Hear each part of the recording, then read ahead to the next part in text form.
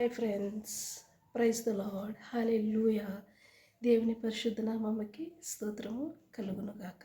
మీరందరూ బాగున్నారా?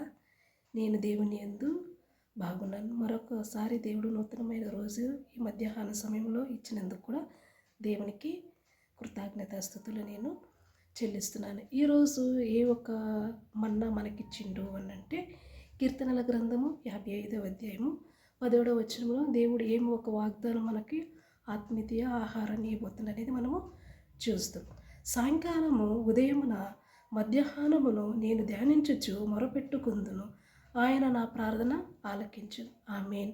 అంటే మొదటి జామున మాత్రమే కాదు, పొద్దున్న, సాయంకాలము, మధ్యాహ్నం నీవు ఎప్పుడు దేవుని ధ్యానించి నీ పూర్ణ హృదయంతో దేవుని ఆరాధిస్తే దేవుడు తప్పకుండా నీ ప్రార్థన త్రోసివేసే దేవుడు కాదనే వాగ్దానంలో దేవుడు చెప్తాడు.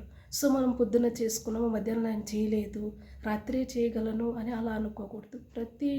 మన ఈ శరీరానికి ఎలా ఆహారాన్ని మనం తింటామో ఆత్మకు కూడా పొద్దున్న, మధ్యాహ్నాలు, సాయంకాలం మనము దేవుని వాక్యం ధ్యానించినాడలా దేవుడు తప్పకుండా నీ ప్రతి ఒక్క మొరను ఆయన ఆలకిస్తాడు.